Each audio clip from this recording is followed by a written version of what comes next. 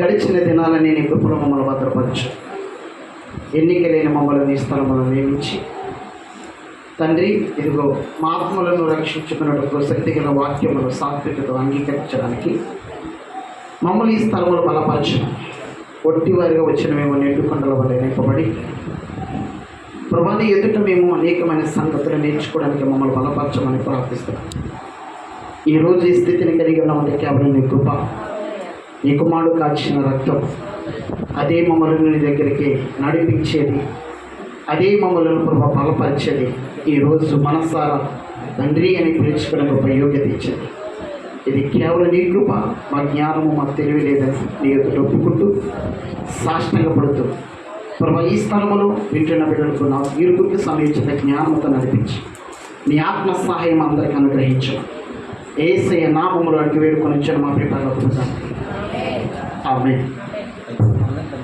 మంచిది ప్రియమైన వల్ల మొదటిగా దేవాతి దేవునికి కృతజ్ఞతాస్తుతులు చెల్లిస్తూ సేవించినటువంటి మీ అందరికీ కూడా ప్రభును రక్షకుడైన ప్రభు యేసుక్రీస్తు నామంలో మీ అందరికీ నా హృదయపూర్వక వందనాలు తెలియపరుస్తాను. వందనాలమ్మా, బాగున్నారు అందరూ? మంచిది. వాస్తవానికి నేను 20వ తారీఖున రావాలి, నాకున్న బిజీ షెడ్యూల్ పెట్టి రాలేకపోయాను. అదే రోజుని 4 మీటింగ్స్ ఉన్నాను. మరి దేనికి వెళ్ళాలి? కాబట్టి మరి ఈ దినాన్ని వచ్చేస్తానని చెప్పి దేవుడు కృపను పెట్టి దేవుడు చక్కగా వాడుకుంటున్నాడు. నాకు కూడా ఒక అర్థం చెప్పాలని ఖాళీ ఉండట్లేదు. అందుకు దేవుని స్తుతిస్తూ ఉన్నాను. ఏదేమైనప్పటికీ దినాన దేవుడు మనకు సిద్ధపరిచిన విధమును బట్టి జాగ్రత్తగా దేవుని వాక్యాన్ని విందాం. ఈరోజు ఒక ఉన్నతమైన అంశంతో మీ ముందు కొన్ని మాటలు పంచుకోవాలని ఆశపడుతున్నాను. ఏంటంటే, మీరందరూ కూడా ఉపవాసాలతో ఉన్నారు కనుక చక్కటి మాటలు అందించాలని ఆశపడుతున్నాను. అయితే దేవుడి బిడ్డలు నిరాశవాదులుగా ఉండవచ్చా, ఉండకూడదా? ఈరోజు కొన్ని విషయాలు మనం దీనిపై ఆలోచించేద్దాం.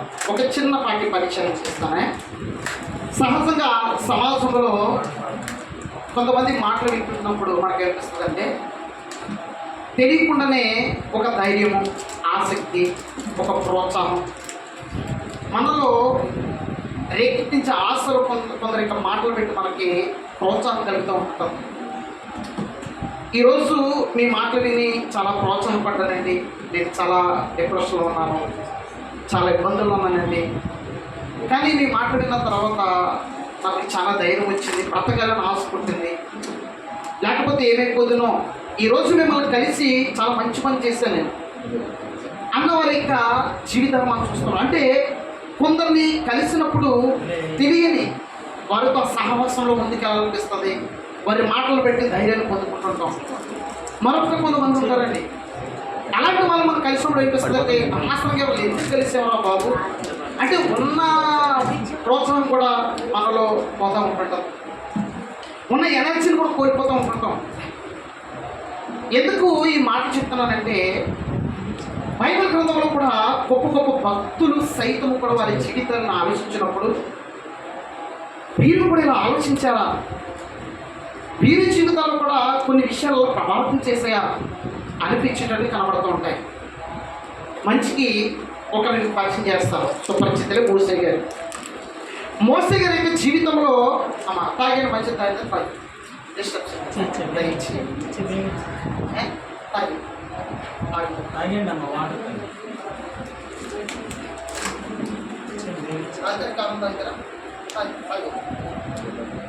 కొంతమంది మాటలు పెట్టి మనము నిరుత్సాహపడుతూ ఉంటాం. మరలా అలాంటి వాళ్ళు కలవాలంటే మనకి భయం వేస్తూ ఉంటాం. ఈ చిన్నపాటి పరిచయం ఎందుకు ఇస్తానండి, రాత్రి కాలంలో మనం కొన్ని విషయాలు మనం నేర్చుకోవాలి. బైబిల్ గ్రంథంలో మోషే గారు చాలా గొప్ప భక్తులే. అయితే ఒకగాని సందర్భంలో దేవుడు మోషే నేను నియమించుకున్నాను, ఏర్పాటు చేసుకున్నాను, నా నిమిత్తం నువ్వు పరిచయం చేయాలి. ఏంటంటే, ఐగుప్తు దేశంలో ఉన్న నా ప్రజలు మగ్గిపోతూ ఉన్నారు, వారిని విడిపించుటకు నేను నిన్ను ఏర్పాటు చేసుకున్నాను కనుక వాళ్ళు ఎలాగైనా సరే బయటకు విడిపింపబడడానికి నేను ఒక నాయకుడిగా నియమించుకున్నానని చెప్పినప్పుడు మోషే గారు నోట వచ్చిన మాట తెలుసా, అయ్యో ప్రభువా నేను ఎవరిని?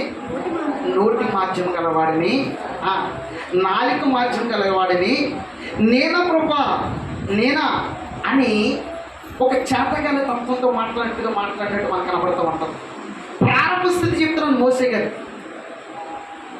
దేవుడు ఏమంటాడు?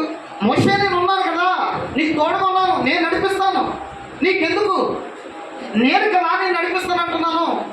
అంటే మోసే గారిలో కూడా ఎలాంటి మాటలు కనబడుతున్నాయి? చేతగానే మాట కనబడుతుంది చూడండి. అయినా దేవుడు ఏమంటాడు?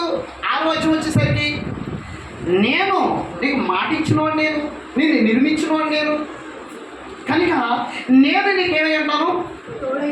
తోడై ఉంటాను, నేను నడిపిస్తాను, నేను నీతో ఉంటాను, వాళ్ళని నడిపించడానికి నీకు తోడుగా ఉంటానని చెప్పిన మాటలకి నా రోజులో మాట అంటే మళ్ళీ ఆ రోజు వచ్చేసరికి ఏమంటాడు? నేను మాట మధ్యము కలిగిన వాడు కదా అంటాడు. అంటే ఎంత గొప్ప భక్తుడైన మోషే గారి నోట కూడా ఏం కనబడుతుంది? నిరాశవాదం కనబడుతుంది చూడాలి. అంటే భక్తులు గొప్ప గొప్ప భక్తుల నోట కూడా ఏం కనబడుతుంది? నిరాశతత్వం కనబడుతూ ఉంది, నిరాశతత్వం కనబడుతూ ఉంది. అలాగే కొంతమంది భక్తుల గురించి చెప్పే ముందు నేను ఇశ్రాయేల్ ప్రజల గురించి మీకు పరిచయం చేస్తాను చిన్నపాటు. ఇశ్రాయేల్ ప్రజలు కూడా ఐగుప్తు దేశంలో చాలా విపరీతంగా ఇబ్బంది పడుతూ ఉంటారు, బాధపడుతూ ఉంటారు. అలాంటి పరిస్థితుల్లో దేవుడు వారిపై జాలిపడి వారి పట్ల ఒక గొప్ప కార్యమే చేస్తాడు, అద్భుత కార్యం చేస్తాడు అండి. ఎన్ని తెగుళ్ళు పంపించి వారిని విడిపించడానికి ప్రయాసపడ్డాడు, ఎన్ని అద్భుత కార్యం చేశాడు, ఎన్ని ఆశ్చర్య కార్యం చేశాడు. వారికి అర్థం చెప్పాలంటే వారు చూసిన అద్భుత కార్యాలు అన్ని విని కాదు, కళ్ళారు చూసిన దేవుడి పెట్టలు. దేవుడు చేసిన ప్రతి కార్యాన్ని కళ్ళారు చూశారు వారు. ఒక రకంగా చెప్పాలంటే ఐగుప్తు నుంచి వారు మామూలుగా బయటకు రాలేదు. వారు ఎలాంటి పరిస్థితుల నుంచి వారిని విడిపించాడు దేవుడు. ఒక అద్భుతం చెప్పాలంటే చివరికి 10వ తెగులు ఎలా రప్పించాడంటే సంహారపు దూత ఏ వ్యక్తిని కూడా సంహరించకుండా ఒక గొర్రె పిల్లను వధించి ఆ యొక్క రక్తాన్ని ఎవరైతే దారబంధాల మీద పూస్తారో ఆరు నుంచి ఆ ప్రాణాలు తప్పింపబడి సంరక్షింపబడుతూ అనేక మంది ఐగుప్తు నుండి ఎక్కడికి బయలుదేరతారో కానాను. కానీ ఐగుప్తులో ఉన్న మొదటి సంతానం అంతా పడిపోతారు. ఆ సంహారపు దూత చేతిలో సంహరింపబడుతూ ఉంటారు. అలాంటి ఒక భయంకర విపత్తు నుండి ఎవరిని తప్పించాడంటే ఇశ్రాయేలు ప్రజలను తప్పించాడు. ఒక సంహారపు దూత నుంచి వారి ప్రాణాలు కాపాడి వారికి జీవనిచ్చి కానానికి నడిపించాడు. అలా నడిపించిన ప్రజలలో ఎలాంటి మనస్తత్వం, ఎలాంటి నిరుత్సాహం కనబడుతుందో ఒకసారి చూద్దామా. నిర్గమాకాండం 14వ అధ్యాయం బైబిల్ చూడకూడదు ఒకడు కూడా. నిర్గమాకాండము 14వ అధ్యాయము 10 నుంచి చూడండి. 10 నుంచి సందర్భం ఏంటంటే సందర్భం చెప్తున్నాను. ఇక్కడ ఫరో సైన్యము ఇశ్రాయేలు ప్రజలు ఏం చేస్తుంటుంది? తరుముతా ఉంటుంది. ఒక అర్థం చెప్పండి, శత్రువులు ఇశ్రాయేలు ప్రజలు ఏం చేస్తున్నారు? తరుముతున్నారు. తరుముతున్న సందర్భంలో జరుగుతున్న ఒక విషయం చూద్దాం. 10వ వచనం. ఫరో సమీపించుచుండగా ఇశ్రాయేలు కన్నులెత్తి ఐగుప్తులు తమ వెనుక వచ్చిట చూచి మిక్కిలి భయపడి యెహోవాకు మొరపెట్టారు. వాళ్ళు శత్రువులు సమీపిస్తున్నారు, వస్తున్న వారి పరిస్థితి దేవుడు తప్పించాలని చెప్పి దేవుడికి ఏం చేస్తున్నారు? వీళ్ళు మొరపెడతారు. అంత బాగుంది. ఇప్పుడు 11వ వచనం చూడండి ఏమందో. అంతటా వారు మోషేతో ఐగుప్తులు సమాధులు లేవని అరణ్యముల చచ్చుటకు మమ్ములను రప్పించితివా? తర్వాత మమ్మల్ని ఐగుప్తుల నుండి బయటకు రప్పించి మమ్మల్ని ఇంట్లో చేయనలా మా చోటికి రావద్దు, ఐగుప్తులకు దాసులు మగ్గుదామని ఐగుప్తులు మేము నీతో చెప్పిన మాట ఏ కదా. మేము ఈ అరణ్యమందు చచ్చుట కంటే ఐగుప్తులకు దాసులు మగ్గుటే మేలని చెప్పారు. నేను అడుగుతున్నాను, ఎందుకీ ఐగుప్తు నుంచి వీరు ఒట్టినే విడిపింపబడ్డారా? దాని వెనక ఎవరి కార్యం కనబడుతుంది? దేవుడు ఒక అద్భుతమైన కార్యం చేసి వారు విడిపించాడు. కానీ తమ జీవితంలో కొద్దిపాటి సమస్య రాగానే వారి మనస్తత్వం ఎక్కడా వెళ్ళిపోతుంది కదా, చచ్చిపోతే బాగుంది, సమాధిని లేవా? ఎందుకు విడిపించాడు దేవుడు? ఎందుకు తప్పించాడు మమ్మల్ని? సమాధి లేవా ఐగుప్తులో? ఇక్కడ రాక తీసుకొచ్చి మమ్మల్ని చంపాలా? ఏం మాట్లాడండి మాటలు? దేవుని బిడ్డలేనా? కల్లారా దేవుడికి చేసిన కార్యం చూసారా? అద్భుతాలు చూసారా? అసలు వాళ్ళ కళ్ళ ముందు ఎప్పుడు జరగనివి, అసలు అద్భుతం అంటే వారి జీవితంలో తెలియదు. అలాంటి పరిస్థితుల్లో దేవుడు ఐగుప్తు నుండి విడిపించి కానానికి నడిపిస్తున్న తరుణంలో శత్రువులు వెంటాడుతున్నప్పుడు ప్రార్థన చేయడం బాగుంది. కానీ కిందకు వచ్చేసరికి వారి మనసు ఎలా కనపడుతుంది? ఎలాంటి మనస్తత్వం కలిగి ఉన్నారంటే ఏ ఐగుప్తులో సమాధులు లేవా? ఇక్కడ తీసుకొచ్చాడు దేవుడు. అసలు ఐగుప్తు నుంచి విడిపోవడానికి గల కారణం ఏంటి? ఒక దినాన వారి జీవితంలో వచ్చిన బాధలు పెట్టి ఎవరికి మొరపెట్టారు? వీళ్ళు మొరపెట్టారా? ఎక్కడున్నది? 2వ అధ్యాయం నిర్గమకాండం 2వ అధ్యాయం చదవ మాట. నిర్గమకాండం 2వ అధ్యాయం ఎన్నో వచ్చును? 23 వచ్చు. అలాగ అనేక దినములు జరిగిన మీదట ఐగుప్తు రాజు చనిపోయిను. ఇశ్రాయేలు తాము చేయుచున్న వ్యక్తి పనులను బట్టి నిట్టూర్పులు విడిచుచు మొరపెట్టించుండగా తమ వ్యక్తి పనులు బట్టి వారు పెట్టిన మొర దేవుని యొద్దకు చేరు. నేను అడుగుతున్నాను, ఐగుప్తు నుంచి దేవుడంతటి దేవుడే విడిపించాడా? వీరు మొరపెట్టారా? మొరపెట్టలేదా? అడిగిన వారు ఎవరు? మొరపెట్టిన వారు ఎవరు? విడిపించింది ఎవరు? నడిపించింది ఎవరు? అలా నడిపిస్తున్న పరిస్థితుల్లో చిన్న సమస్య లాగానే అంటున్న మాటలేంటి? ఐగుప్తులో ఏమిలో సమాధి లేవా? ఐగుప్తులు ఏమి లేవు. పట్టణ మధ్య వచ్చేసరికి ఏమన్నారు? సమాధి లేవా అంటే చచ్చిపోయినా చచ్చిపోయినా మరి ఒకనాడు చచ్చిపోతున్నావు కదా, అందుకే కదా దేవుడు ఎదురు మొరపెట్టు. అలా మొరపెడుతున్నా కదా దేవుడు విడిపించాడు. అంటే జీవితంలో ఒక నిరాశ రాగానే మనిషి యొక్క మనసు అలా మారిపోతుంది. చూడండి, ఎవరి గురించి మాట్లాడుతున్నా నేను? ఇశ్రాయేలు ప్రజల గురించి మాట్లాడుతున్నాను. అంటే ఈ చేతకనే మాటలు మనిషి జీవితంలో ఏదైనా సంభవించేసరికి నోటంటే వచ్చే మాట ఇదే. ఈరోజు సమాజంలో ఇదే కనబడుతుంది. ఎక్కడ చూసినా ఈ మనస్తత్వం కలిగిన మనసు అనుమానం ఎంతమంది నచ్చవులు కూదిన వారు ఉన్నారు. చచ్చిపోతాం. ఇశ్రాయేలు ప్రజల నోట కళ్ళారు చూసారు దేవుడు కార్యాలు. వారు చెవిలారా చూసిన వారి జీవితంలో ఎటువంటి మనసు ప్రవేశించదు. ఇంకా చూడండి, ఎన్నో వచ్చేయమంటే నిర్గమకాండం 13వ అధ్యాయం. ఇక్కడ శత్రువుల బాధ అయితే ఇక్కడ చూడండి ఆకలి బాధ ఏమన్నారు చూడండి. 16వ అధ్యాయం 3వ వచనం చూద్దాం. 3వ వచనం, ఇశ్రాయేలులు మేము మాంసము వండుకొని కుండల ఎదుట కూర్చుని తృప్తిగా ఆహారం తినినప్పుడు యెహోవా చేతి వల్ల ఏలక్షావకపోతేమి ఈ సర్వ సమాజమును ఆకలి చేత చంపుటికి అరణ్యములకి మమ్మల్ని అక్కడి నుండి తోడుకొని వచ్చితని వారితో అనగా. ఎవరితో అంటారన్నమాట? మోషే గారి మీద ఆహారం గారి మీద ఏంటంట? సనుకుతున్నారంట. ఏమో జరుగుతున్నారు? ఐగుప్తులో ఏదేమో మాంసాహారం తినో, మరి మాంసాహారం తింటే మరి ఎందుకు పడిపించమన్నాం? నీకు అక్కడ పొదుపు లేకపోతే ఎందుకు విట్టూర్పులు విడిచావు దేవుని ఎదుట? ఎందుకు ఈ పరిస్థితులను భరించమని తప్పించదు ఎందుకన్నావు?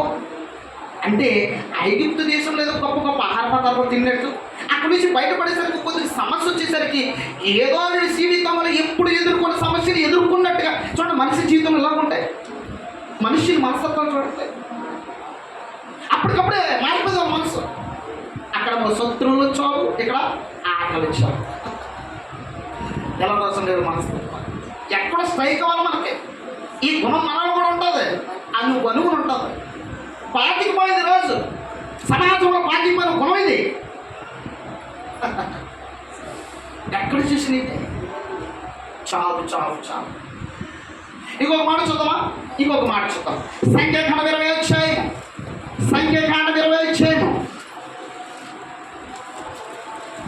3 నుంచి చూద్దామా? 20 అధ్యాయం 3 నుంచి. ఇక్కడ కూడా చూడండి ఏ గోల కనబడుతుంది చూడండి. క్షమించండి, సంఖ్యాకాండం చూద్దాం. సంఖ్యాకాండం 20 అధ్యాయము. సంఖ్యాకాండం చెప్పాను 20 అధ్యాయము 3వ వచనం. 3వ వచనం, జనులు మోషేతో వాదించుచు అయ్యో మా సహోదరులు యెహోవా ఎదుట చనిపోయినప్పుడు మేమును చనిపోయినడలు ఎంత మేలు. అయితే మేమును మా పశువులను ఇక్కడ చనిపోయినట్లు ఈ అరణ్యములోనికి యెహోవా సమాజము మేరల తెచ్చితిరి. ఈ కాని చోటుకి మమ్మల్ని తెచ్చుటకు ఐగుప్తు నుండి మమ్మల్ని ఎలా రప్పించి తెచ్చండి. ఈ స్థలంలో గింజలు లేవు, అంజూరు లేవు, ద్రాక్ష లేవు, దానిమ్మ లేవు, త్రాగుడికి నీళ్ళే. మరి ఏం చేయాలి? చచ్చిపోతాం. మా సహోదరులు చచ్చిపోరు కదా, మేము చచ్చిపోయి ఉంటే ఏం చేయరు? ఎంత బాగున్నాం. ఏమంటే చావు మాట. అక్కడేమో శత్రువులతో పడపోకుండా చచ్చిపోతాను, ఇక్కడేమో ఆకలి అలమటిస్తున్న వల్ల చచ్చిపోతాం. ఈ పదము ప్రతి ఇళ్లలో కూడా కామలు వినబడుతుంటుంది చూడండి. ఏది ఏమాట? చావు మాట. చావు కేక అన్ని ఇళ్లలో మాట్లాడు. ప్రతి ఒక్కరి ఇంట్లోనే చచ్చిపోతాము. ఏమన్నారు? గింజలు లేవు, అంజులు లేవు, ద్రాక్ష లేవు, అది లేదు, ఇది లేదు, కనుక చచ్చిపోతావా? దేవుడు ఎందుకు ఇచ్చాడా? బ్రతికినిచ్చినోడు ఆయన, ఈ దేహాన్ని నిర్మించినోడు ఆయన, ఈ జీవితానికి పరమార్థం నేర్పినోడు ఆయన.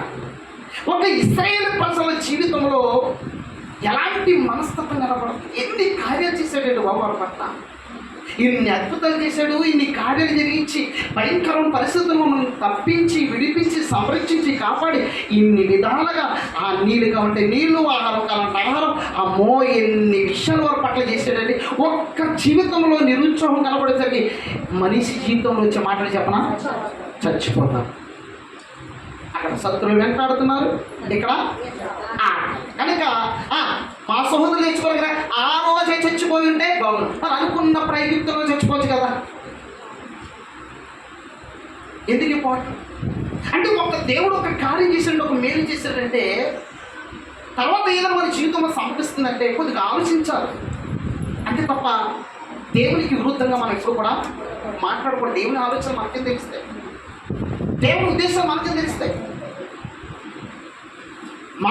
భక్తుల జీవితంలో ఇటువంటి మాట వినబడటం అన్నది నన్ను ఆశ్చర్యపరిచింది. ఈరోజు చెప్తాను, ఒక జనాంగాన్ని నిలిచాను మీకు. ఈరోజు ఒక జనం గురించి మాట్లాడదాం. ఒక జనాంగం జీవితంలో ఏం కనబడుతుందంటే చావు కేకలు, చావు మాటలు. దేనికనంటే తిండి లేదని చచ్చిపోయేవారు, అది లేదు ఇది లేదని చచ్చిపోదాం అనుకుంటున్నవారు. ఒక్కటి లేకపోతే నీ జీవితం లేనంటే, పలానా మన జీవితంలో లేనంటే, బ్రతుకు లేనంటే, అయిపోయినట్టే. అంటే నీ మనస్తత్వం ఏంటి, తలంపు ఏంటి, ఉద్దేశం, అసలు నీ ఉద్దేశాలు దేవునికి ఎలా ఉన్నాయి అసలు ఆలోచించు. నేర్చుకోవాలి మనం ఈ రాత్రి కాలవేళలో. ఒట్టి వారికి వచ్చిన వారు కాదు మనం. దేవుడు వాక్యం అంటే సమాచారాన్ని పోగు చేసుకోవడానికి కాదు, ఒకరికి చెప్పడానికి కాదు, మన జీవితంలో దాన్ని కలిగి బ్రతకడానికి. ఆ మనసుతో మన దేవుని వాక్యం అనాలి. సమాచారం గురించి వినకూడదు, సమాచారాన్ని సేకరించుకోవడానికి కాదు. అలా అనుకుంటే బోల్డ్ ఉన్నాయి. ఇది నా జీవితంలో నెరవేర్చుకోవాలన్న విషయంలో దేవుని వాక్యాలు వినాలి. అలా విని మనం ఎప్పుడైతే దేవుని వైపు చూస్తామో దేవుని తన ఉద్దేశాన్ని మనకు బయలుపరుస్తూ ఉంటాడు. ఇశ్రాయేలు ప్రజల పరిస్థితి చూడండి ఎలా ఉంటాం. ఏం కేకలు అమ్మడుతున్నాయి, ఏమంటున్నారు, ఏమి లేవని, ఆహారం లేదని, నీళ్ళు లేవని, అది లేదని, ఇది లేదని, ఇది ఎదురపడాలంటే ఇక శత్రువు మా కళ ముందు వాడిని చూసే కానీ చచ్చిపోవడం పెట్టడం లేదా, ప్రతి ఇళ్ళలో లేదా, ఈ గోళంలో లేదా, ప్రతి ఒక్క నోటికి చిన్నవాడు మొదలుకొని పెద్దవాడికి చచ్చిపోతాను చచ్చిపో చేతగానే మాట్లాడమంటాం. చేతగానే మాట్లాడి కానీ దేవుని బిడ్డలను రాసవాదులుగా ఉండొచ్చా? ఈరోజు బైబిల్ గ్రంథంలో కొంతమంది భక్తుల జీవితాలు చూపిస్తానండి, చాలా ఆసక్తికరంగా ఉంటాయి. వారి జీవితాలు నేను ధ్యానిస్తున్నప్పుడు ఎలాంటి వారి మనస్సులలో కూడా ఇంత నిరుత్సాహం మాట్లాడతారా అనిపించింది. ఎందుకు దేవుడు వారి గురించి రాయించుంటాడంటారు? బైబిల్లో రాయబడిన ప్రతి మాట కూడా మన జీవితానికి బోధపడినే, ఏ మాట కూడా కొట్టి వేయడానికి లేదు. ఇప్పుడు దాకా ఇశ్రాయేలు ప్రజల గురించి చూసాం. ఈరోజు ఈ రాత్రికాల వేళలో కొంతమంది భక్తుల జీవితాలు, వారి జీవితం నుంచి కొన్ని విషయాలు మనం నేర్చుకోవాలి. ఎంత ఆసక్తికరమైన సంగతిలో ఆశ్చర్యనిపిస్తాం. మనం మహాభక్తులుగా పిలువబడుతున్నారు వీళ్ళు. ఈరోజు భక్తి జీవితానికి విశ్వాసవీయులుగా పిలువబడుతున్న వారి జీవితంలో ఒకనాడు వారి నోటు వచ్చిన ఆ నిరాశతో కూడిన మాటలు నిజంగా ఈరోజు మనం వినాలి, ఆశ్చర్యం వేస్తాం. మనకి చాలా భక్తులు, విశ్వాసవీయులు, ఈరోజు సమాజానికి మాటకరమైన జీవితం కలిగిన వారు. అలాంటి వారి జీవితంలో ఒక సందర్భంలో ఎలాంటి నిరుత్సాహంతో మాట్లాడుతున్నారో ఒకసారి చూడాలి. అందులో మొట్టమొదటిగా మీకు పరిచయం చేయబోతున్నాము ఏలియా గారు. ఏలియా గారు ఎవరు తెలియదండి? తెలుసా? ఎంత గొప్ప భక్తులేనా, చాలా గొప్ప భక్తులే. నిజంగా ఏలియా గారు వంట పోరాటం చేశాడు దేవుడు పక్షాన. దేవుని యొక్క శక్తిని నిరూపించడానికి ఎంత ప్రయత్నించాడో, ఎన్ని పోరాటాలు చేశాడో. అనేక మంది మధ్య ప్రవక్తలు చంపబడుతున్నప్పటికీ చంపాలని ఆయన చూసిన దేవుని కొరకు నిలబడిన వాడు ఒంటరి పోరాటం చేశాడు. ఒకనొక సందర్భంలో ఈ యెజబెలు అనే ఒక మనిషి ఈ ఏలియా గారికి వార్నింగ్ ఇచ్చింది. ఎవరికి? ఏలియా గారికి. ఎవరు? మన చుట్టూ కనబడుతున్న ఏలియాలు కాదు వాళ్ళు, ఏలియాలు కాదు, బైబిల్లో కనబడుతున్న ఏలియా గారు మహాభక్తుడే. నిజంగా ఆయన గురించి మాట్లాడడానికి కూడా మన అర్హులు కదా, అంత గొప్ప భక్తుడే. అలాంటి ఆయన జీవితంలో ఒక వార్నింగ్ వచ్చింది. ఆ వార్నింగ్ రాగానే యెజబెలు రాని నుంచి వెంటనే ఆయన ఫిజికల్గా బలహీనం అయిపోయాడండి, వీక్ అయిపోయాడు. కానీ జీవితంలో మరి ఏమనుకున్నాడో తెలియదు. కానీ ఆ సందర్భంలో ఒక ప్రార్థన చేస్తున్నాడండి. ఏమని ప్రార్థన చేస్తున్నాడు తెలుసా? చూద్దాం ఒక మాట. మొదటి రాజుల గ్రంథం చూద్దాం. ఈ ఏలియా గారి గురించి మాట్లాడుతున్నాను కనుక జాగ్రత్తగా విందాం మనం అందరం కూడా. మొదటి రాజుల గ్రంథము 19వ అధ్యాయము 3వ వచనం చూద్దామా? కాబట్టి అతడు ఈ సమాచారం తెలుసుకొని లేచి తన ప్రాణము కాపాడుకొనుటకే పోయి యూదా సంబంధమైన బెయేర్షెబాకు చేరి అచ్చట ఉండమని తన దాసులతో చెప్పి 4వ వచనం తాను ఒక దిన ప్రయాణం అరణ్యములోనికి పోయి ఒక బదిలీ వృక్షము కింద కూర్చుండి మరణాపేక్ష గలవడై. ఆ మాట రాసుకోండి. ఏ ఆశ ఉన్నాడట? మరణాపేక్ష గలవడే. ఎవరు? ప్రార్థన చేస్తున్నాడు దేవుడికి. ఎలాంటి ప్రార్థన తెలుసా? ఎలాంటి ప్రార్థన చేస్తున్నాడో తెలుసా? ఒక సమాచారం విన్నాడంట, వెంటనే దేవుని ఎదుటికి పోయి ఒంటరిగా ఉండి ప్రార్థన చేస్తున్నాడంట. ఏ ఆశ చేస్తున్నాడంట? ఏ ఆశ? మరణాపేక్ష గలవడే. మరణాపేక్ష గలవడే. మరణం మీద ఏం లేదని, మరణం మీద ఏమొచ్చింది? అపేక్ష. చచ్చిపోవాలని కోరిక. సూసైడ్ అనేది చేసుకోలేదు కానీ దేవుడు ఏది అడిగినాడు? ఏమని? వాడిని చచ్చిపోతాను, నేను చచ్చిపోతాను. ఎవరు? ఎవరమ్మా? ఏలియా గారు ఏమన్నాడు? ఏలియా ఎందుకయ్యా ఇక పరిస్థితులు అన్నావు? చచ్చిపోవచ్చు కదా, చచ్చిపో. ఎవరున్నారు నీకు? స్నేహితులు ఉన్నారా? బంధువులు ఉన్నారా? కుటుంబీకులు ఉన్నారా? నీకు రాజు వ్యతిరేకమే, రాణి వ్యతిరేకమే, ప్రభుత్వాలు వ్యతిరేకమే. నువ్వు ఒంటరి వాడు, నువ్వేమి చేయవు. ఏం చేయగలుగుతావు? ఏమి చేయలేవు. ఏం చేస్తావు? చచ్చిపో. ఎవరు ప్రేరేపిస్తున్నారు? ఎవరు ప్రేరేపిస్తున్నారు? చచ్చిపో. నువ్వు ఒంటరి వాడు, ఏమి చేయలేవు కనుక ఏం చేయవు? చచ్చిపో. ఏలి గారిని ప్రేరేపిస్తున్నాడు. ఎవరు? సాతాను గారు. చచ్చిపో. ఏం చేస్తాను? ఒంటరి వాడు, ఏమి చేయలేవు. ఒక్కరు ఏం కూర్చున్నావు? చచ్చిపోవడం. మనకు మార్గం లేదు నీకు అని అపవాది ప్రేరేపించేసరికి, అపవాది ప్రోత్సహించేసరికి తనలో ఎలాంటి మనసుతో ప్రార్థన చేస్తాడంటే చదువున్నమాట. మొదటి రాజుల గ్రంథము 19వ అధ్యాయం 3వ వచనం. కాబట్టి అతడు ఈ సమాచారం తెలుసుకొని లేచి తన ప్రాణము కాపాడుకున్నట్టుకి పోయి యూదా సంబంధమైన బెయేర్షెబాకు చేరి అచ్చట ఉండమని తన దాసులతో చెప్పి తాను ఒక దిన ప్రయాణం అరణ్యంలోనికి పోయి ఒక బదిలీ వృక్షం కింద కూర్చుండి మరణాపేక్ష గలవడై, యెహోవా నా పితరుల కంటే నేను ఎక్కువ వాడును కాను, ఇంత మటుకు చాలు, నా ప్రాణము తీసుకున్నామని ప్రార్థన చేస్తున్నాడంట. నేను అంటాను, దేని మీదో జీవితంలో ఏదో నిధించము. ఎవరిని? ఏది ఫిజికల్గా వీకెళ్ళిపోయాడు. ఇంకా ఎందుకు? ఎవరైనా దీని చరిత్ర ఏంటి? దేవునికి ఒక పోరాటం చేసిన వాడు, దేవుని పక్షాన్ని నిలబడి దేవుని శక్తిని నిరూపించాలనుకుంటున్నవాడు ఒకనొక సందర్భం రాబోడికి ఫిజికల్గా వెంపడు బలహీన పడిపోయాడు. ఆ బలహీన పడేసరికి ఇంక ఎదుర్కోలేక ఇంక చావే మాకున్నాడు. సూసైడ్ అయితే చేసుకోలేదు కానీ దేవుడు ఏమన్నాడు? మరణాపేక్ష గలవాడు చచ్చిపోతానంటున్నాడు. దేవుడు ఎన్ని ఆశలు పెట్టుకున్నాడు ఏలీ గారి మీద. ఏలీ గారి ద్వారా ఎన్నో కార్యకలాపాలు చేయాలనుకుంటున్నాడు. ఎన్నో ఆయన ద్వారా సమాజానికి సమాచారం అందించాలనుకుంటున్నాడు. ఆయన ద్వారా ఎన్నో ఉద్దేశాలు నెరవేర్చుకోవాలి, ఎన్నో కళలు కంటున్నాడు దేవుడు ఇక్కడ. కానీ ఆ కళలను గ్రహించక, తెలుసుకోలేక, అసలు ఏదో మన జీవితంలో జరిగిపోతుంది అనుకొని ఏమవ్వాలనుకున్నాడు? నన్ను చంపే తీసుకెళ్ళిపోంటాడు. దేవుడి ఉద్దేశం ఏమీ ఉన్నదో, అసలు ఏదే కదా ఎలా వాడుకోవాలనుకుంటున్నాడో, ఆయన ద్వారా సమాజానికి ఏం నేర్పించాలనుకున్నాడో, అనేక మందిని దేవుడి యొక్క నడిపించాలని, ఒక పాత్రగా నిలబెట్టుకోవాలని ఆశ దేవుడికి ఉంటే, ఆశను పరిస్థితులను బట్టి గుర్తించక మరణాపేక్ష కలబడే అయ్యా నన్ను తీసుకుంటున్నాడు. కొన్నిసార్లు దేవుని చిత్తము, కొన్నిసార్లు మన జీవితంలో దేవుని చిత్తం వేరేగా ఉంటుంది, ఆయన ఉద్దేశాలు వేరేగా ఉంటాయి. ఒకవేళ ఎలాంటి పరిస్థితులు వస్తే, ఎలాంటి ఇబ్బందులు మన జీవితంలో వచ్చినప్పుడు మనం చేయవలసింది ఏంటంటే, ప్రభా ఏంటి పరిస్థితులు ఎదుర్కోలేకపోతే నాకు ఏదైనా సహాయం చేయవా, నీ చిత్తం ఏమేమి ఉందా, నీ ఉద్దేశం ఏమైనా ఉందా నా పట్ల, నీ ప్రణాళిక ఏంటి నాకు బయలుపరచు ప్రభా అని దేవుణ్ణి అడగల తప్ప చచ్చిపోతానంట వ్యక్తి.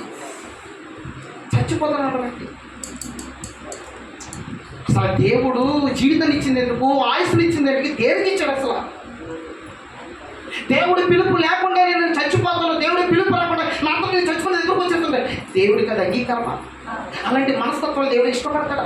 చూడండి, అలాంటి విషయంలో దేవుడు ఎంత కఠినంగా మాట్లాడుతున్నాడు. అలాంటి వారి చాపలు ఎందుకు రాయిస్తుంటున్నాడు దేవుడు? ఎలాంటి మనస్తత్వాలు ఉంటాయి, భవిష్యత్తులో మీరు వచ్చిన మనసు నీకు రావచ్చు, కనుక ఏదైనా నువ్వు చేసుకోవచ్చు. కనుక ఇటువంటి భక్తుల జీవితంలో ప్రవేశించిన మనసు నీకు రాక మానదు. ఈరోజు పోగొచ్చు, రేపు పరిస్థితులు బట్టి ఇలాంటి మనసు రావచ్చు. అప్పుడు నీ స్పందన ఏంటి? అప్పుడు నీ స్పందన ఎలా ఉంటుంది? ఒకనాడు భక్తుల స్పందన ఎలా ఉంది, నీ స్పందన ఎలా ఉంటుంది? దేవుడు వారి గురించి రాయించాడంటే మీరు గమనించాలి. ఎందుకు రాయించాడు? వారి మనస్తత్వం ఎలా ఉందని ఎందుకు రాయించాడు అంటే, సమాజానికి అవసరం ఈ మాట, అవసరం. ఎవరు లేరు, బయట వారు కాదు, దేవుడిలో ఉన్న వారికి కలిగే మనసుది, దేవుడితో ఉంటున్న వారికి కలిగే మనసుది, దేవునితో నడిచే వారికి ఉన్న హృదయం ఇది. అంత మహాభక్తుడి విశ్వాసులకి వీరులకి ఎలాంటి వారి హృదయంలో ఎలాంటి మనస్సు వచ్చింది? నిరాశతత్వం వారిలో కూడా ప్రవేశించింది. అంటే ఇలాంటి మనస్తత్వం దేవుడికి పదే పదే పదే పదే మాటలు అనేక మంది జీవితంలో కనపడుతున్నాయి. మరణం మరణం మరణం మరణం మరణం. దేవుడి పిలుపు వస్తుంది, దేవుడి సమయం ఉంటుంది, అప్పుడు దాకా మనిషి ఏం చేయాలి? ఆగాలి. ఆ సమయంతో ఎదురు చూడాలి తప్ప నేను ముందే వెళ్ళిపోతానంటే దేవుడు అంగీకరించాడు. ఎందుకంటే ఏదో నీ పట్ల బాధ్యత కలిగి ఉన్నాడేమో, నీ ద్వారా ఏదైనా చేయించాలనుకున్నాడేమో, ఆయనకి ఎన్నో కోరికలు ఉన్నాయి, నేను ఆలోచనలు ఉన్నాయేమో. మా బావగారు ముందు చెప్పారు, చాలా ప్రయత్నం చేశాను. నా జీవితం వేరు, ఒకప్పుడు నా పరిస్థితి వేరు, నా లగ్జరీ జీవితం, నాకు చిన్నవాడు కదా, నా ఇష్టం ఎలా పెడతాలో ఉండుకోండి. దేవుడు ఎక్కడ పెట్టాలో అక్కడ పెట్టాడు. చాలా పరిస్థితులు ఎదుర్కొన్నాను నేను. అయితే ఒక రకం చెప్పాలంటే బాగా చదువుకున్నాను, ఒక రకం చెప్పాలంటే నలుగురిలో పేరు ఉంది, ఒక ఇది ఉంది, ఇంకెక్కడ చూసినా ఏ వ్యక్తి ఇలా చూసేవారు ఏం చేయడం లేని పరిస్థితి. అప్పటికే దేవుడితో నేను అనుసంబంధం కలిగి ఉన్నాను, చాలా గొప్పగా ఎదుగుతున్నాను, కానీ ఎవరికి తెలియదు. రహస్యంగా 4 గోడల మధ్య దేవుడితో గడిపేవాడిని. అలాంటి పరిస్థితి నా జీవితంలో నేను చూశాను. అప్పుడు ఈ మాటలే నన్ను ధైర్యపరిచింది, ఈ మాటలో నన్ను నిలబెట్టినప్పుడు, ఈ మాటలే ఎంతమంది ఎలాంటి భక్తుల జీవితమే ఎలా ఆలోచించారు, వారు ఎలాగ ఉన్నారు నీకు కలుగుతుంది. కానీ అప్పుడు నీ స్పందన ఏంటి? మన స్పందన ఏంటి? దేవుడికి ఎన్ని ఆలోచనలు ఉన్నాయో, ఎన్ని కోరికలు ఉంటాయో, కానీ ఆ కోరికలు నెరవేర్చుకుంటాను మనిషి తను ఏం చేసుకుంటాడో చచ్చిపోవాలనుకున్నాడు. ఎంత భయంకరం ఈరోజు సమాజం ఇది కాదా? మీరు గమనించండి. అనువనువులు అందుకే సమాజాన్ని దృష్టిలో పెట్టుకోవాలి, వాక్యాన్ని కూడా చూడాలి. మనం చూడకపోతే వాక్యం యొక్క ఉద్దేశం మనకు అర్థం కాదు. ఏదో వింటున్నట్టు తలలో అవుతాం కానీ ఏమి తెలియదు, ఏమి తెలియదు. ఏది యొక్క జీవితం చూడాలి, ఏమని ప్రార్థన చేయాలి? ప్రభా ఈ పరిస్థితులు ఏంటి, ఈ సమస్యలను ఎలా కొట్టెక్కాలి, లేకపోతే నీ చిత్తం అంటే ఏదైనా బయలుంటే బయలుపరచు, ఏదైనా ఉంటే తెలియపరచు, నాకు నేర్పించినాను, లేకపోతే ఇది ఎదుర్కోలేకపోతున్నాను, ఇది ఎదుర్కొనే శక్తి నాకు అని ప్రార్థన చేయాలి. కానీ చేతకన మాటలు కాదు, మనం తీసిపో. నేను అంటాను, చచ్చిపోయి కాదు, బ్రతుకుండగానే ఏదైనా సాధించాలి. అది బ్రతుకుండగానే ఏదైనా సాధించాలి. నాకు తెలిసిన ఒక సహోదరులు ఉన్నారు, ఆయన ఎప్పుడు కూడా గవర్నమెంట్ జాబ్ కొట్టాలనుకునేవాడు. అందరూ వెళ్ళి గవర్నమెంట్ జాబ్ వస్తుందంటే నాకు తిరుపతి ఎవరికి వస్తుందండి కాన్ఫిడెన్స్, అలాగే కొట్టాడు. కాన్ఫిడెన్స్ ఉండాలి. అలాంటిది జీవం గల దేవుడు మనం కలిగి ఉన్నప్పుడు ఎంత కాన్ఫిడెన్స్తో బ్రతకాలి. అంటే గొప్ప గొప్ప భక్తుల జీవితంలో కూడా ఎలాంటి మనసు కలిగి ఉన్నారు? నిరాశవాదం. అది దేవుడికి ఇష్టం కలుగుతుంది.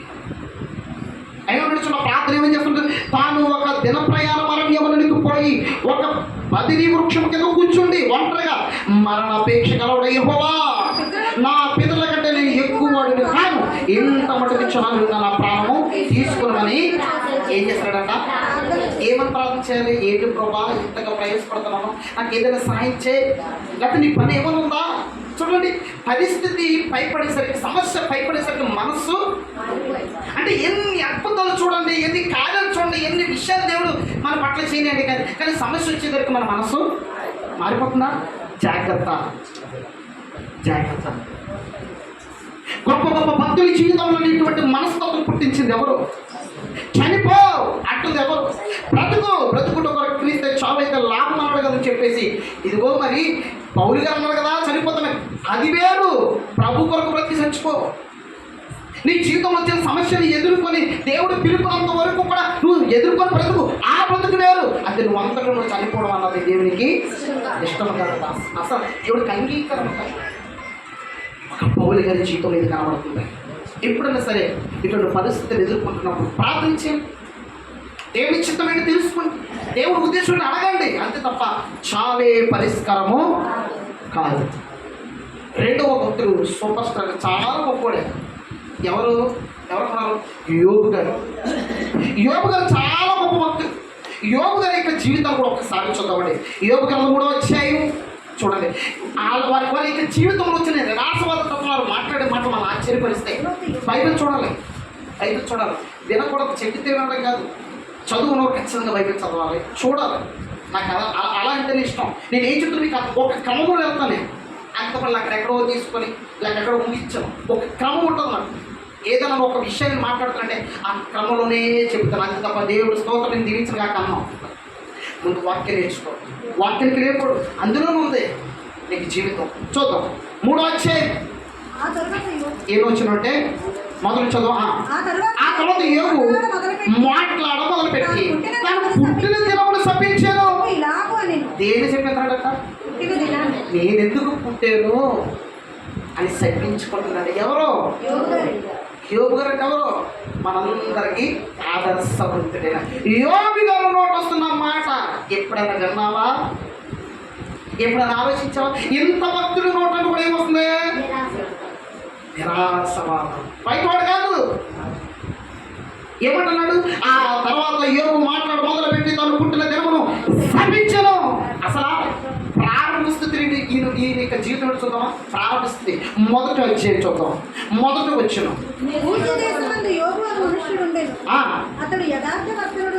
యథార్థవంతుడును న్యాయవంతుడునై దేవుని యందు భయభక్తులు కలవాడే చెడుతనం విసర్జించిన వాడు. ఆయనకి ఎంతమంది అట? 7 కుమారులు, 3 కుమార్తెలు. చదవండి. అతనికి 7,000 గొర్రెలను, 3,000 ఒంటెలను, 500 ఆడగాడులను కలిగి బహుమంది పనివారును ఆస్తిగా ఉండిన గనుక బహు ఆస్తి గలవాడుగా ఉండనట. జనులందరిలో అతడే గొప్పవాడు. అతడే అంటే యోబు గారు చాలా గొప్పవాడు, ఆస్తిమంతుడు. కానీ ఒక సందర్భంలో ఏమైంది? కిందకు వచ్చేసరికి మొత్తము కోల్పోతారు. ఏమన్నాడు? యెహోవా ఇచ్చెను.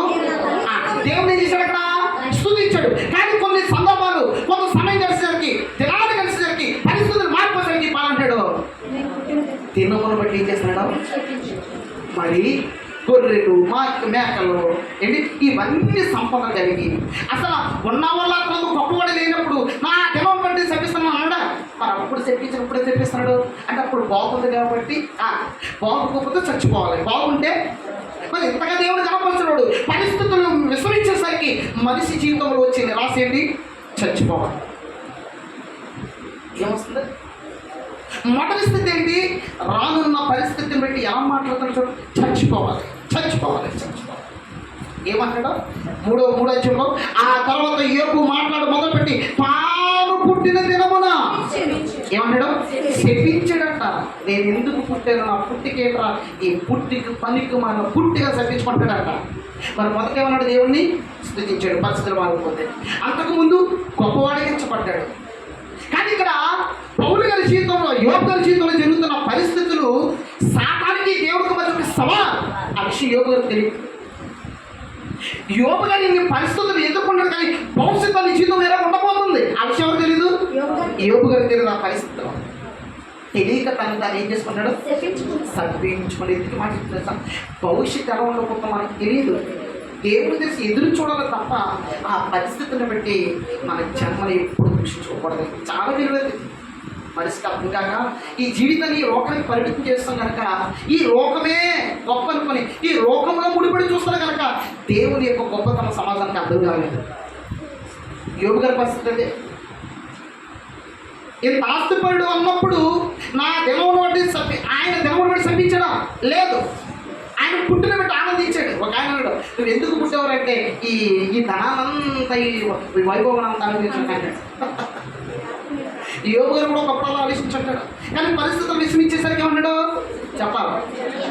ప్రతిదాన్నట నేను చచ్చిపోతాను బాబోయ్, నా దినమును బట్టి ఏం చెప్తాడ? దినమును బట్టి శపించను.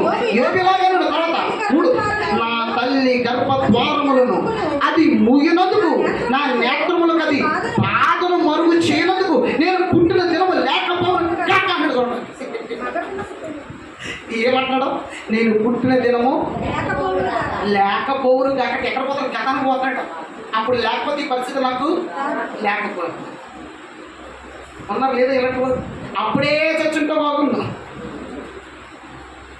అప్పుడే పోయిందో బాగుంది, బాగా పడతాడు. ఎవరి నోట వినపడతారు ఈ మాటలు? మహాభక్తి విశ్వాస వీళ్ళ నోట వినపడుతున్నా అంటే వారి పరిస్థితి ఒక్కొక్క సందర్భంలో ఇలా కూడా ఉంది. అలాంటిది మనం ఏం పట్టుకోరు అండి. మనకి కలిగితే జాగ్రత్త పడండి. అపవాది ఎలా ప్రోత్సహిస్తాడు. దేవుడు నీ కొరకు ఒక ఉద్దేశంతో ఆయన నడిపిస్తాడు. ఈ ఉద్దేశం దగ్గర మనిషి ఏమనుకున్నాడు? చచ్చిపోవాలంటాడు. ఏమన్నాడు చూడండి తర్వాత? ఆ దినమంద కర్మగును గాక, పై నుండి దేవుడిదని నెంచకుండును గాక, వెలుగు దాని మీద ప్రకాశింపకుండును గాక, చీకటియు గాఢంధకరము మళ్ళా దాన్ని తమ యొద్దకు తీసుకున్నాను గాక, మేఘము దాన్ని కమ్మును గాక, పగులు కమ్మునట్టి అంధకారము దాన్ని బెదిరించును. అంటే ఎలా శపించుకున్నాడు చూసారా? శపించుకున్నాడా? ఎంత భయంకరంగా శపించుకుంటాడు చూడండి. ఈరోజు చాలా మంది అలా శపించుకుంటాడు. మీరు గమనించలేదో? ఇస్రాయేల్ ప్రజల పరిస్థితి కూడా ప్రారంభంలో అదే. అది లేదు, ఇది లేదు, గింజలు అందరు అంటే జీవితంలో గింజలు లేకపోయినా, లేకపోతే జీవితంలో పనులు లేకపోయినా, ఇంకా జీవితం లేదని నిర్ధారించేసుకున్నాడు మనిషి. గింజలు లేని జీవితం, ద్రాక్ష లేని జీవితం, అంజురు లేని జీవితం, బంగారు లేని జీవితం, ఇల్లు లేని జీవితం, జీవితమే కాదు. అంటే ఒకనాడు ఇశ్రాయేలు ప్రజలలో కూడా కనబడుతుంది, ప్రవక్తల యొక్క జీవితాల్లో కూడా ఇది కనబడుతుందో చూడాలి. అది లేదు, ఇది లేదు, అది లేదు, ఇది లేదు. గొడవ నిల్చోలేదు, చచ్చిపోతాను. ప్రయత్నించడం దొరకలేదు, చచ్చిపోతాను. చచ్చిపోవడం బ్రతుకుండదు కాదు, తను శపించుకోవడం ఎంత బాధాకరమండి. ఈరోజు ఎందరో చూస్తున్నాం. ఈరోజు ఎందరో చూస్తున్నాం. తల్లిలు తమకున్న పరిస్థితులను తట్టుకోలేక పిల్లల అనాథలను విడిచిపెట్టి చచ్చిపోతున్న వాళ్ళు చాలామంది అనే సమాజం. ఏంటో వాళ్ళ భవిష్యత్తు. కొంతమంది తల్లిదండ్రులు అయ్యో మీరు చచ్చిపోతారే మొదల పరిస్థితి ఏమవుతుందని చెప్పి వాళ్ళకి మొదలు పెట్టి చంపిస్తే వాళ్ళు చచ్చిపోతున్నారు. ఎలాంటి పరిస్థితుల్లో సమాజం, ఎలాంటి పరిస్థితుల్లో సమాజం ఉంది? ఎటువైపు వెళ్ళిపోతుంది సమాజం? ఈరోజు ఇలాంటి మాటలు అలాంటి వారికి అవసరం. ఈరోజు మీరు ఇక్కడ వింటున్నారు, పబ్లిక్గా చెప్పవలసిన మాటలు ఇవి, సమాజంలో బహిరంగ చెప్పవలసిన మాటలు ఇవి. ఎన్నో ప్రాంతాలలో చెప్పి అనేక మంది హృదయాలు కదిలింపబడుతున్న పరిస్థితులు జీవితంలో చూస్తున్నాం. ఈరోజు ఎలా కనబడుతుంది సమాజం? పరిస్థితులు ఎలా కనపడుతున్నాయి. ఎంత గొప్ప ధైర్యం మనం ఈ మాటలు వినడానికి. సమాజంలో లేవు ఈ మాటలు, బలపరిచే మాటలు లేవు, జీవితం యొక్క ఉద్దేశం తెలియపరిచే మాటలు లేవు. నీ జీవితం ఎలా పోయినా పర్లేదు అన్న పరిస్థితి లేదు. లేదా సమాజంలో ఎలాంటి మాటలు నీ జీవితం కనపడుతుంది. యోగు గ్రంథం ఒక మాట చూద్దామా, 7వ అధ్యాయము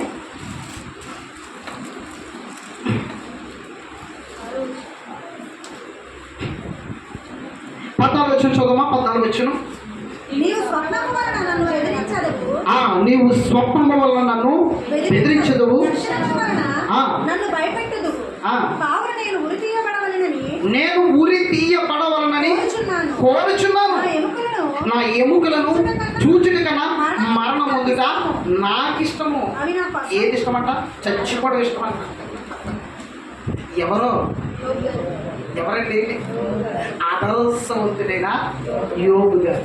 అంటే నేను ఏమంటున్నానంటే కొన్ని వారి జీవితాలు కూడా మనం తొంగి చూడాలి, ఎప్పుడు ఒకలా చూడకూడదు.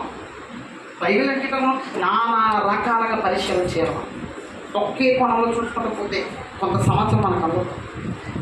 ఏమంటున్నాడు అక్కడ? 15వ వచనం 15వ వచనం. కావున నేను ఉరి తీయబడవలనని కోరుచున్నాను. ఈ నా ఎముకలు చూచుటి కన్నా మరణ పొందుట నాకు ఇష్టము. అది నాకు అసహ్యము. నిత్యము బ్రతుకు నాకు ఇష్టము లేదు. ఎప్పుడు చచ్చిపోతానా అసలు బ్రతుకంటేనే మన అన్నీ ఉంటే అబ్బా విలాసవంతంగా జీవిస్తూ అవయవాలు పాడు చేసేసుకోవచ్చు, దేహాన్ని పాడు చేసుకోవచ్చు. ఒక సమస్య కూడా దేవుడిని నడిపిస్తున్నాడంటే ఏదో విషయం చెప్పడానికే. ఎంత అద్భుతం మీరు గమనించాలి. ఒక మహాభక్తిలో నోట కనబడుతున్నమాట. ఒకనాడు ఇశ్రాయేలు ప్రజల ఆలోచనలు అలా ఉన్నాయి. ఆకలి బాధతో జీవితంలో గింజలో వదిలి వీధిలో వదిలి చెప్పి చనిపోగలుగుతున్నారు. ఏదైనా జీవితంలో దేవుడు ఉద్దేశం మీద ఎంత గొప్పగా దేవుని కొరకు బ్రతికి దేవుని ప్రణాళిక ఎరిగినవాడు, దేవుని కొరకు గొప్పగా బ్రతికినవాడు, దేవుని యొక్క శక్తిని నిరూపించిన వాడి నోట కూడా ఏం కనబడదంటే మరణాపేక్ష కనబడ్డది. సమాజానికి మాదిరికరంగా నిలబడిన వాడు, గొప్పగా నిలబడి నడిపించే యోబు గారి యొక్క జీవితం కూడా రావడానికి ఏం కనబడుతుంది? మరణాపేక్ష. చనిపోతాం అన్నాడు. చివరికి ఏమన్నాడు? ఊరి తీయబడవాలని కోరుచున్నాను. ఈ నా ఎముకలు చూచుటే కన్నా మరణం. అంటే తన జీవితంలో చాలా పెద్ద శ్రమలండి. ఇప్పుడు 1000 శ్రమలు అనిపించాడు అనుకోండి ఆయన, అందులో ఒక్క శ్రమ కూడా మనం అనుభవించున్నాం. అలాంటి భయంకరమైన ఇబ్బందిని ఎదుర్కొన్నాడు ఆయన. తలం మాట్లాడుతున్నట్టే మాట్లాడలేదు. తన శరీరము ఒకరోజు ఆయన చరిత్ర చదివితే ఆయన శరీరం అంట మాంసపు ముద్దల్లో ఏలబడిపోయి ఈ ఎముకలు కనబడేవంట. ఒక పక్క సత్తువులు పుంటి మీద ఏకవాళ్ళంటే ఆయన కొలుకుతూ ఉంటే, ఒక పక్క మనుషులు నానా రకాలుగా శపిస్తూ మాట్లాడుతూ ఉంటే, నువ్వు అలాంటి ఇలాంటి అంటూ ఉంటే తన జీవితంలో చివరికి వ్యసనించిపోయి ఆ పరిస్థితిని ఎదుర్కోలేక, జీవితంలో వచ్చిన సమస్యను పరిష్కరించుకోలేక ఇంకా చచ్చిపోతాం, ఉరితీపడతాం, అది ఇది తనలో ఉన్న నొప్పిని తట్టుకోలేక మాట్లాడుతున్న మాటలు ఎందుకు మాట్లాడినా ఎవరు ప్రేరేపిస్తలేరు ఈ మాటలు. తర్వాత యోబు గారి జీవితం అద్భుతంగా మారిపోయింది. 2 సంవత్సరాలు. కానీ ఈ విషయం ఎలా జరుగుతుందని యోబు గారికి తెలియదు. ఇక్కడ దేవునికి సాతానుడు మధ్య ఒక సవాల్. ఈరోజు ఇలాగ అనేక మంది జీవితంలో జరుగుతున్నాయి. చాలా మంది తెలియక నిరాశవాదులుగా మారిపోతుంది. ఎంతో సమాజంలో ఉన్న వారి గురించి కాదు, దేవునిలో ఉన్న వారి గురించి మాట్లాడుతున్నారు. దేవునిలో ఉన్న వారి పరిస్థితి యోబు 10వ అధ్యాయం చూద్దాం. 10వ అధ్యాయం మొదటి వచ్చాం. నా బ్రతుకునందు నాకు విసుగు పుట్టినది, నేను అట్టు లేకుండా అంగలార్చుదును, నా మనోవ్యాఖ్యలను కొలది నేను పలికెదను.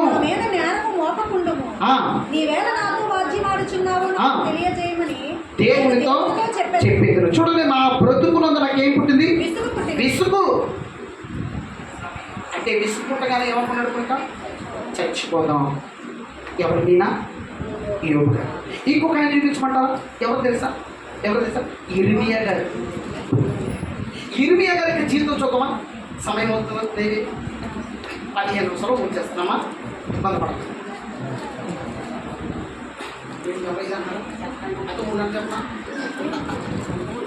మంచి.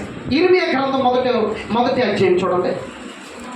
మొదటి అధ్యాయంలో 4వ వచనంలో ఏంటంటే సందర్భం, దేవుడు ఇర్మియా గారితో మాట్లాడుతున్నాడు. ప్రారంభిస్తే ఎవరితోని ఏమని మాట్లాడతాడు? యెహోవాకు నాకు ప్రత్యక్షమై ఎలాగ సెలవిచ్చాను, గర్భములో నేను నిన్ను రూపింపక మునిపే నేను ఎరిగి తిని, నీవు గర్భము నుండి బయట పడక మునిపే నేను నిన్ను ప్రతిష్ఠించి తిని, జనములకు ప్రవక్తగా నేను నియమించి తిని అన్నాడు. ఎవరితోని? ఎవరెవరితో మాట్లాడుతున్నారు? దేవుడు ఇర్మీయాతో ఆలోచన. అందుకు అయ్యో ప్రభువా యెహోవా చిత్తగించుము, నేను బాలుడనే మాట్లాడుటకు నాకు శక్తి చాలదని నేను అనగా, దేవుడేమన్నాడు? ఇర్మియా, గర్భంలో ఉన్నప్పుడే నేను రూపించుకుని నేను ఎరియుంటుని నేను ప్రవర్తన చేస్తానయ్యా, మనుషులు నడిపించే మనుషుల మధ్య గొప్ప సమాచారం అందించి ఒక గొప్ప వ్యక్తిగా నేను నిలబడతానంటే ఇక్కడ చేతకన మాట కింద ఏంటి? అయ్యో దేవుడికి తెలీదా? బాలుడని దేవుడు తెలీదా? ఇదే మాట ఎవరు పలికారు? మోషే గారు. మోషే గారు ఏమన్నారు? నేను మాట మార్చి కలిగాను ప్రభా, నాలుగు మార్చి కలిగినాడు ప్రభా, ఎర్రివాడిని ప్రభా. ఆయనకి తెలీదా? మాట ఇచ్చింది నేను అనలేదా? అసలు నేను ఇలా నిర్మించిందే నేను. ఆయన అన్నాడు నేను నిర్మించాను, నేను ప్రవర్తన చేస్తానంటే ఈ గోలేంటి? మనుషులు మనస్తత్వం ఎలా ఉంటాయి? దేవుడు చెప్పే ఉద్దేశం ఉంటే ఎంతసేపు మన ఉద్దేశం దేవుడితో ఉద్దేశం తప్ప దేవుడి చిత్తాన్ని కనిపెడతాడు మనసు అస్సలు ఉండదు. ఇప్పటికైనా మన మనసు మారాలి. ఎలాంటి హృదయాలు చూసినప్పుడు మహాభక్తులు విశ్వాసుల జీవితంలో కనపడతారు నిరాశవాదాన్ని దేవుడు తన వైద్యం ముందు ఎందుకు రాయించండి? మనం ఇలా ఉండకూడదని. ఇలా ఉండకూడదు. అంత పెద్ద ప్రవక్తల జీవితంలో నేను ప్రవేశించిందంటే నువ్వు నేను ఏ పాటి వారం? ఎలాంటి వారం? మన జీవితం ఏ పాటి? నేను నియమించాను, దేవుని పిల్లల కొరకు నేను ఏర్పాటు చేసుకున్నాను, నా పనులు చేయాలి, నీ పట్ల చాలా బాధ్యత పెడుతున్నాను ఏమి అంటే, అయ్యో ప్రభా నేను చేతగాని వాడిని, నేను ఇది చెయ్యలేను, నా వల్ల కాదు, నేను ముందుకు వెళ్ళలేను, నేను ఉంటానయ్యా నేను అంటున్నా, నేను చేత కాదు. చాలామంది అంతే ఎరుచు నాకు చేత కదా. అమ్మ పాట పాడండి, అమ్మో నేనా? అమ్మ ప్రార్థన, అమ్మో నేనా? సంవత్సరాలు తగ్గిపోతున్నా జీవితంలో భయం. నిజంగా నా అంత పిరుగుడు ఎవడు ఉంటాడు భూమి మీద? ఎంత పిరుగుడు తెలుసా? పక్కన ఎవడా నుండి గ్లాస్ తాగాలంటే గచ్చ చేసి పాలు చేతులు ఉనికేసి అంత భయం నాకు. కానీ విచిత్రం ఏంటంటే ఈరోజు అనేక మంది మధ్య నిలబడి తన వాక్యాన్ని అందింపజేస్తున్నారు. దేవుడికి ఆలోచన అంటే మనం దేవుడికి సరమైపోవాలి. అలాగా వాడకుండా ఆయనప్పుడు నువ్వెవడు నేనెవడు?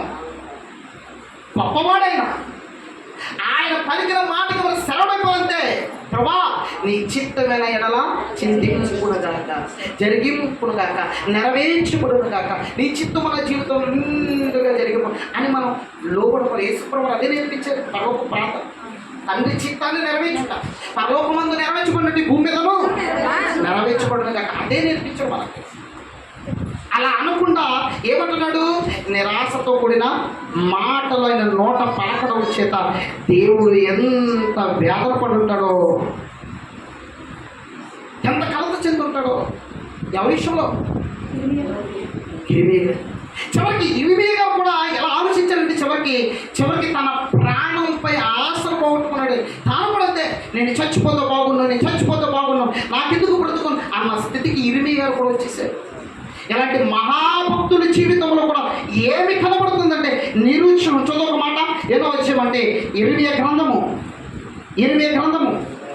1:6 చదువు మాట 6 కూడా చూడండి. అందుకు అయ్యో ప్రభువు యెహోవా చిత్తగించుము, నేను బాలుడనే మాట్లాడకుండా శక్తి చాలదని నేను అనగా 20 అధ్యాయము 14 కూడా చదువు. 20:14 నేను పుట్టిన దినము సప్పింపబడి ఈయనకే బాధ వచ్చిందో ఏమంటాడు ఈయన? నేను పుట్టిన దినము.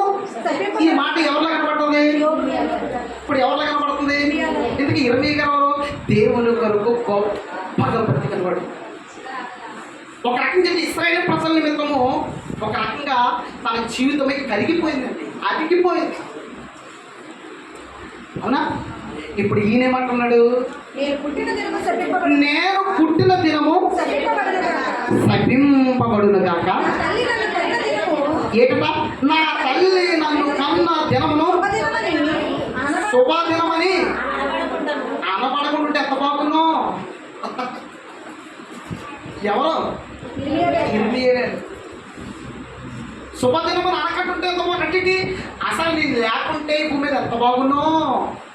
దేవుడు ఏమన్నాడు మరి, ఇర్మియా తల్లి గర్భంలో నిన్ను నిర్మించుకున్న ప్రవర్తగా నిర్మించుకుంటే ఈ నీ జీవితంలో వచ్చిన పరిస్థితులు పెట్టి నేను మాట్లాడుతున్నా మాట ఏమని నా అన్నమాట 20 వచ్చి కదా నీ చదువుతున్న జాతర నేను పుట్టిన దినము చప్పిపోండు కాక నా తల్లి నన్ను కలిగిన దినము శుభమని అనబడకుండును కాక నీకు మగ పిల్ల పుట్టినని నా తండ్రికి వర్తమానము తెచ్చి అతనికి అధిక సంతోషం పుట్టించిన వాడు శాపగ్రస్తురాగును కాక. ఇది ఎక్కడ కూడా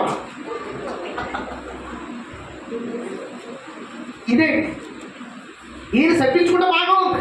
ఇప్పుడు ఈయన పుట్టాడని చెప్పి ఒరే ఇర్మియా అంటాం నీకు మగబిడ్డ పుట్టాడు అంటే వాడు కూడా సంపింపబడ్డ కాక నా వర్తమానం చెప్పు నా తండ్రికి. అంటే జీవితంలో ఎలాంటి వారికి నిరాశవాదతో వెళ్ళిపోతున్నారు. ఎంత భయంకరంగా అంటే వారు ఎదుర్కొన్న పరిస్థితులు వాళ్ళ నోట వినిపించకూడదన్నమాట. చచ్చిపోవాలి, జీవితం పడి తప్పించుకోవడం, తమను గాయపరుచుకోవడం ఎంత ఎంత భయంకరమాట. ఏమంటే చూడండి కదా సంతోషం పుట్టించిన వాడును శాపగ్రస్తుడగును కాక. ఎవరిని వెళ్ళి వర్తమానం కొడుకు పుట్టాడని చెప్పిన కూడా ఏమైపోవాలంట, సప్పిపోవడాలంట. శాపం ఎవరు పెడుతున్నారు? ఇర్మియా గారి గురించి మాత్రమే కాదు, ఆయన గురించి వర్తమానం అందించిన వాడు ఏమైపోవాలంట, శాపం. అంటే జీవితంలో ఎలాంటి పరిస్థితులు పెడతారు మనసు మారిపోతుంది. చూడండి ఆ తర్వాత నా తల్లి నాకు సమాధిగా నుండి ఆమె ఎల్లప్పుడూ గర్భవతిగా ఉండినట్లు అతడు గర్భములనే నన్ను చంపలేదు కనుక యెహోవా ఏ మాత్రం సంతాపం లేక నశింపజేసిన. చూడండి ఎలా ఎలా మారిపోతున్నారు మనసు. ఏమన్నాడు, సమాధి అంటున్నాడు, చావు అంటున్నాడు, జనములు చూడకపోతే బాగున్నాడు. నా వర్తమానం పట్టికెళ్ళాడు కూడా సప్పింపబడాలని చెప్పిస్తున్నాడు. ఎంత భయంకరం అంటే ఇర్మియా గారి నోట కూడా ఏం కనపడుతుంది, నిరాశవాద తత్వం అన్నది.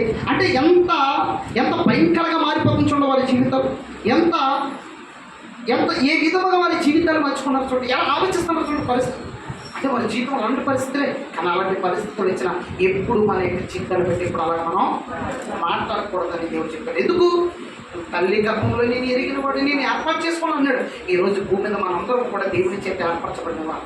అవునా కదా? ప్రభు రక్తంలో కడగబడి ఏర్పరచబడను. నేను అంటాను ఐగుప్తు నుంచి విడిపించిన ఆయన వారికి ఆహారం లేకుండా చేస్తాడా? ఆగొద్దు. అసలు భవిష్యత్తులో ఏం చెప్తుంది? నీకు ఏదో నేర్పిస్తున్నావు, ఒక అనుభవం నేర్పిస్తున్నావు. నీకు అహంకారం ఉందామో గర్వం ఉందామో ఉన్నదని చెప్పి ఇతరులను చులకనగా చూస్తున్నామేమో, అది అనచాలనుకున్నాడేమో, అది నీకు ఇబ్బంది ఏమో, ప్రమాదమేమో. ఇన్ని విధాలుగా దేవుడు ఆలోచిస్తున్నాడు. ఏ ఒక్కరు ఆలోచిస్తాడు? ఏదైనా సమస్య రావడానికి చచ్చిపోవాలి. చిన్నప్పుడే ఏదో చేసి చంపించు కదా నన్ను, ఎంతలా చేసేవా, ఎంతవరకు నడిపించావా, ఎంత పెద్దవాడు చేసావు, బయటకు ఎంతవా అమ్మో అలాంటి మాట్లాడి అంటే చావు మాట.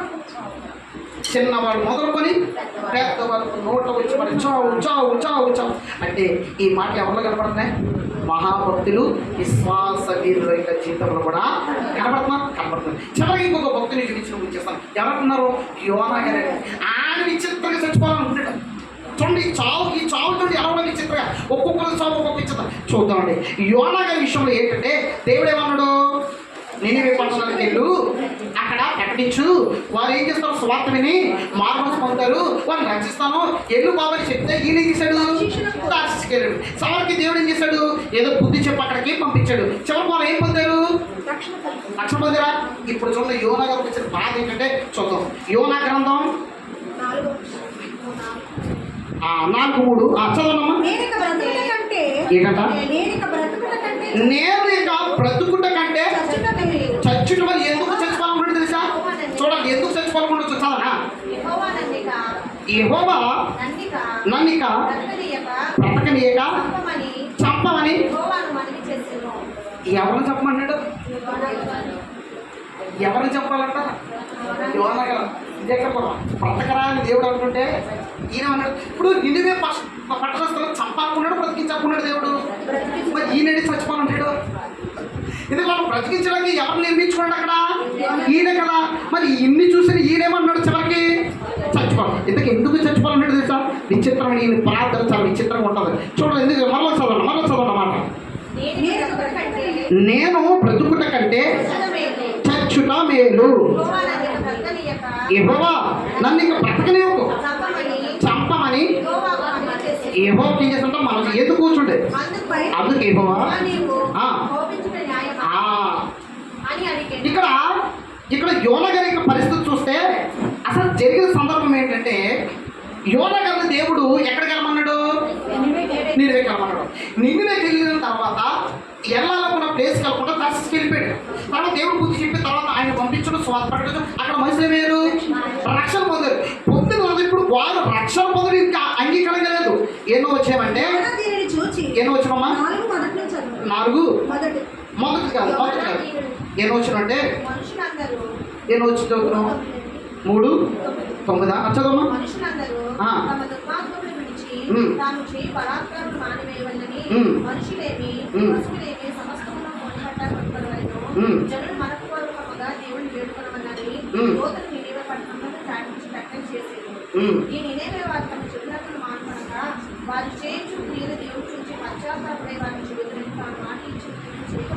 ఏదో వచ్చినమ్మా 9 చదువా.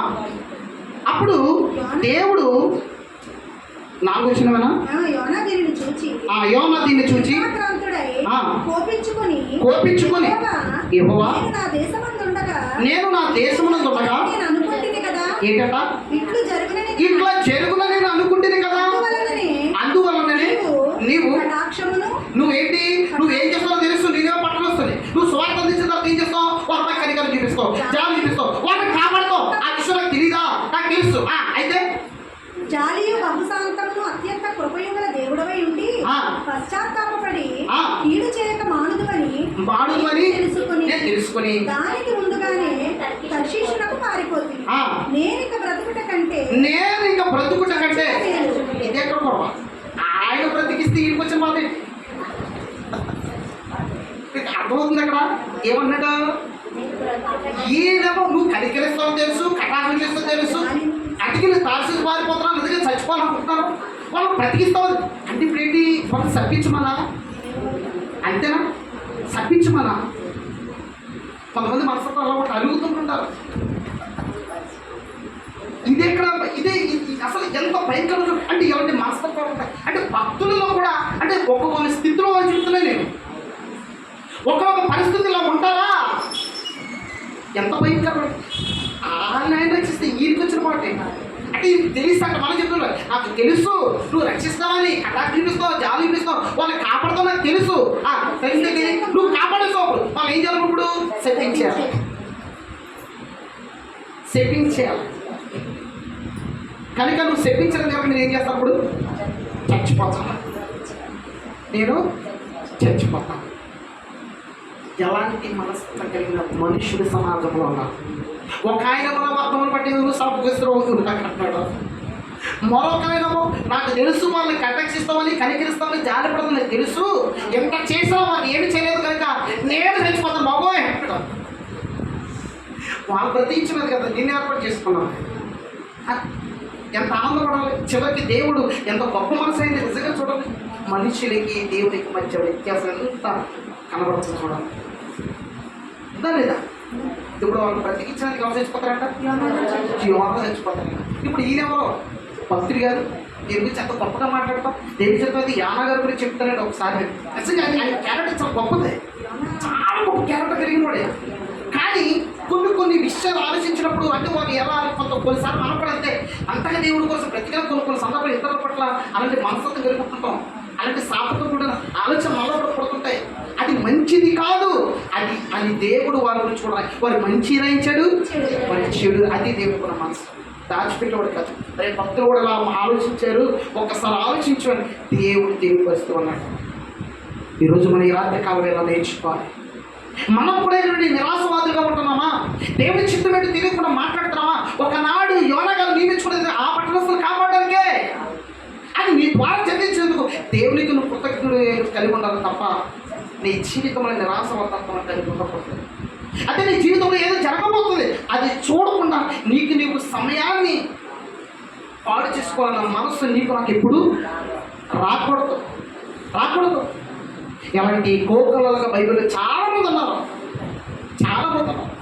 యేసు ప్రభువు కూడా ఈ భూమి మీద వచ్చినప్పుడు అనేక మంది శిష్యులు ఇద్దరు తన జీవితాన్ని కలుపొచ్చాడు, నమ్మలేదు. చాలామంది నమ్మలేదు, సమాజం నమ్మలేదు.